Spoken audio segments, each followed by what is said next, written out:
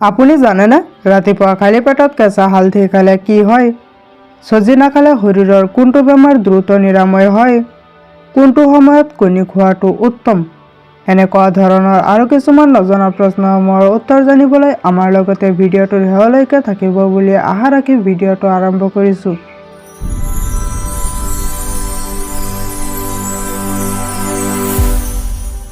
আজিৰ প্ৰথম প্ৰশ্নটো হৈছে কোনটো পাত্ৰত গৰম গাখীৰ খোৱাটো ক্ষতিকাৰক? অপশ্যনসমূহ হৈছে ক তীখা, খ পিতল, গ লোহা, ঘ এলুমিনিয়াম।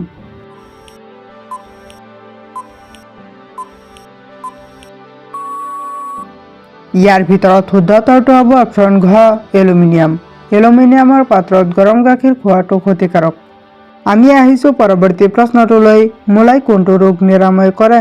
অপশ্যনসমূহ হৈছে ক উফি, খ পেটৰ গেছ, গ কেঞ্চাৰ ৰোগ, ঘ টাইফয়েড।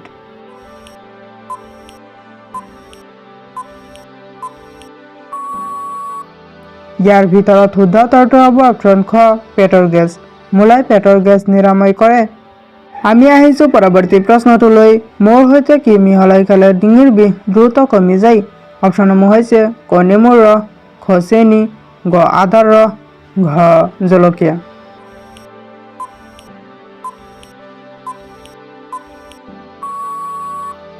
ইয়াৰ ভিতৰত শুদ্ধ উত্তৰটো হ'ব অপশ্যন ক নেমুৰ ৰস।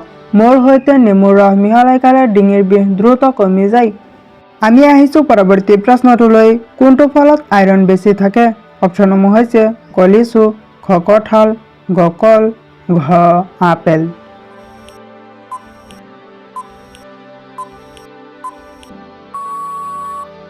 ইয়াৰ ভিতৰত শুদ্ধ উত্তৰটো হ'ব অপশ্যন গ কল। কলত আইৰণ বেছি থাকে। আমি আহিছোঁ পৰৱৰ্তী প্ৰশ্নটোলৈ। নিয়মিত আপেল খালে কোনটো সমস্যা কমে? অপশ্যনসমূহ হৈছে ক হৃদৰোগ, খ চকুৰ ৰোগ, গ দাঁতৰ বিষ, ঘ কাণৰ সমস্যা।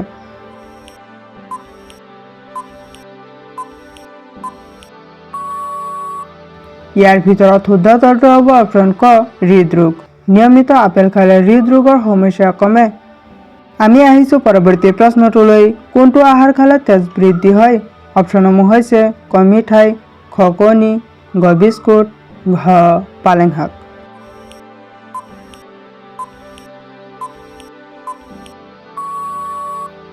ইয়াৰ ভিতৰত শুদ্ধ উত্তৰটো হ'ব অপশ্যন ঘ পালেং শাক। পালেং শাক খালে তেজ বৃদ্ধি হয়। আমি আহিছোঁ পৰৱৰ্তী প্ৰশ্নটোলৈ। কোনটো ফল খালে লিভাৰ ভাল থাকে? অপশ্যনসমূহ হৈছে ক নেমু, খ আম, গ কল, ঘ আপেল।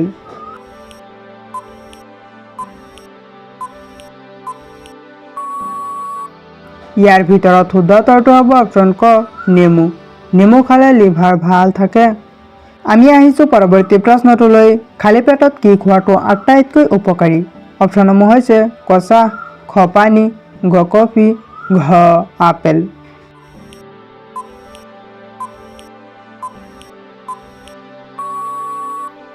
ইয়াৰ ভিতৰত শুদ্ধ উত্তৰটো হ'ব অপশ্যন খ পানী। খালী পেটত পানী খোৱাটো আটাইতকৈ উপকাৰী। আমি আহিছোঁ পৰৱৰ্তী প্ৰশ্নটোলৈ। ৰাতিপুৱা খালী পেটত কেঁচা হালধি খালে কি হয়? অপশ্যনসমূহ হৈছে ক বৃক্ক সুস্থ থাকে, খ ছাল ধুনীয়া হয়, গ যকৃত সুস্থ হয়, ঘ হৃদযন্ত্ৰ সুস্থ হয়।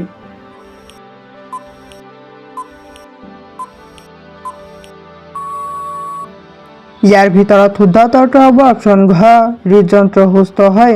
ৰাতিপুৱা খালী পেটত কেঁচা হালধি খালে হৃদযন্ত্ৰ সুস্থ হয়। আমি আহিছোঁ পৰৱৰ্তী প্ৰশ্নটোলৈ। প্ৰতিদিনে ৰাতিপুৱা গৰম পানী খালে শৰীৰত কি হয়?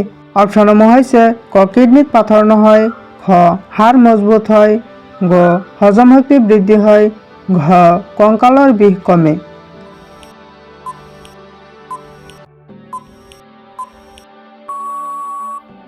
ইয়াৰ ভিতৰত শুদ্ধ উত্তৰটো হ'ব অপশ্যন গ হজম শক্তি বৃদ্ধি হয়। প্ৰতিদিনে ৰাতিপুৱা গৰম পানী খালে হজম শক্তি বৃদ্ধি হয়। আমি আহিছোঁ পৰৱৰ্তী প্ৰশ্নটোলৈ। কোনটো শাক খালে শৰীৰৰ ৰোগ নিৰাময় কৰে? অপশ্যনসমূহ হৈছে ক সৰু শাক, খ পালেং শাক, গ লাও শাক, ঘ কুই শাক।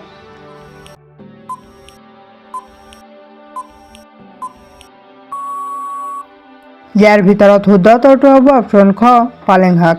পালেং শাক খালে শৰীৰৰ ৰোগ প্ৰতিৰোধ ক্ষমতা বৃদ্ধি কৰে। আমি আহিছোঁ পৰৱৰ্তী প্ৰশ্নটোলৈ। মোবাইল ফোন অত্যাধিক ব্যৱহাৰ কৰিলে শৰীৰৰ কোনটো অংগ ক্ষতিগ্ৰস্ত হয়? অপশ্যনসমূহ হৈছে ক কাণ, খ চকু, গ মগজু, ঘ হৃদযন্ত্ৰ।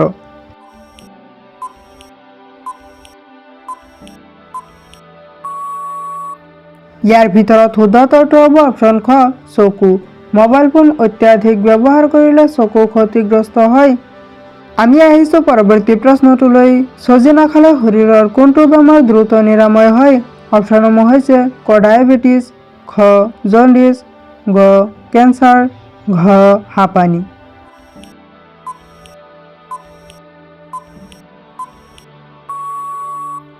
ইয়াৰ ভিতৰত শুদ্ধ উত্তৰটো হ'ব অপশ্যন ক ডায়েবেটিছ।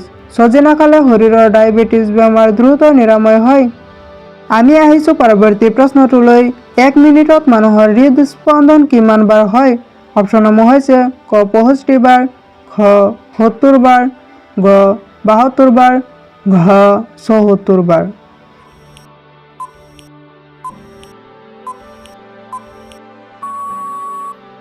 ইয়াৰ ভিতৰত শুদ্ধ উত্তৰটো হ'ব অপশ্যন গ 72 বাৰ। 1 মিনিটত মানুহৰ হৃদস্পন্দন 72 বাৰ হয়। আমি আহিছোঁ পৰৱৰ্তী প্ৰশ্নটোলৈ। কোনটো সময়ত কণী খোৱাটো উত্তম? অপশ্যনসমূহ হৈছে ক ৰাতিপুৱা, খ দুপৰীয়া, গ গধূলি, ঘ ৰাতি।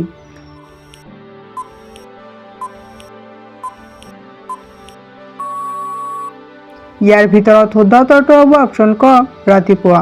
ৰাতিপুৱাৰ সময়ত কণী খোৱাটো উত্তম। আমি আহিছোঁ পৰৱৰ্তী প্ৰশ্নটোলৈ। কোনটো প্ৰাণীৰ গাখীৰত সৰ্বাধিক পৰিমাণৰ প্ৰ'টিন থাকে?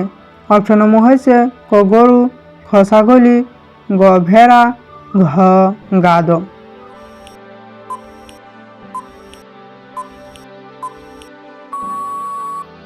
ইয়াৰ ভিতৰত শুদ্ধ উত্তৰটো হ'ব অপশ্যন গ ভেড়া। ভেড়াৰ গাখীৰত সৰ্বাধিক পৰিমাণৰ প্ৰ'টিন থাকে। আমি আহিছোঁ পৰৱৰ্তী প্ৰশ্নটোলৈ। চুলি মজবুত ৰাখিবলৈ কিহৰ প্ৰয়োজন? অপশ্যনসমূহ হৈছে ক অনিয়মিত টোপনি, খ অধিক চেনি, গ কোল্ড ড্ৰিংক, ঘ প্ৰ'টিনযুক্ত খাদ্য।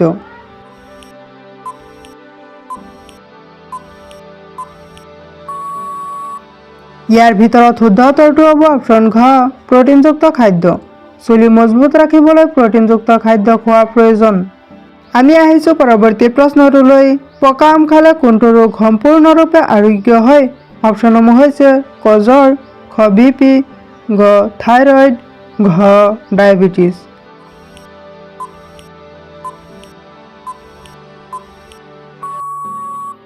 ইয়াৰ ভিতৰত শুদ্ধ উত্তৰটো হ'ব অপশ্যন খ বিপি। পকা আম খালে শৰীৰৰ বিপি ৰোগ সম্পূৰ্ণৰূপে আৰোগ্য হয়। আমি আহিছোঁ পৰৱৰ্তী প্ৰশ্নটোলৈ। কোনটো পানীয়ে গৰমত শৰীৰক শীতল কৰি ৰখাত সহায় কৰে? অপশ্যনসমূহ হৈছে ক চাহ, খ কফি, গ নেমু পানী, ঘ কোল্ড ড্ৰিংক।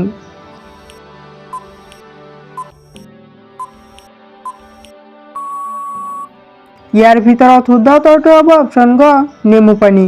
নেমু পানীয়ে গৰমত শৰীৰক শীতল কৰি ৰখাত সহায় কৰে। আজিৰ একেবাৰে শেষৰ প্ৰশ্নটো হৈছে মানুহৰ মস্তিষ্ক অক্সিজেন নোহোৱাকৈ কিমান মিনিট কাম কৰিব পাৰে? অপশ্যনসমূহ হৈছে ক 5 মিনিট, খ 20 মিনিট, গ 30 মিনিট, ঘ 40 মিনিট।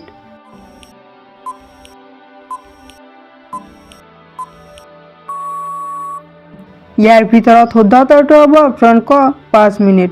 মানুহৰ মস্তিষ্ক অক্সিজেন নোহোৱাকৈ 5 মিনিট কাম কৰিব পাৰে। ভিডিঅ'টো শেষলৈকে দেখাৰ বাবে ধন্যবাদ। যদি ভিডিঅ'টো ভাল লাগিছে তেনেহ'লে এটা লাইক কৰি দিব আৰু যদি এনেকুৱা ধৰণৰ আৰু কিছুমান নজনা প্ৰশ্নসমূহৰ উত্তৰ জানিব বিচাৰে তেনেহ'লে আমাৰ চেনেলটো ছাবস্ক্ৰাইব কৰি ৰাখিব। Thank U.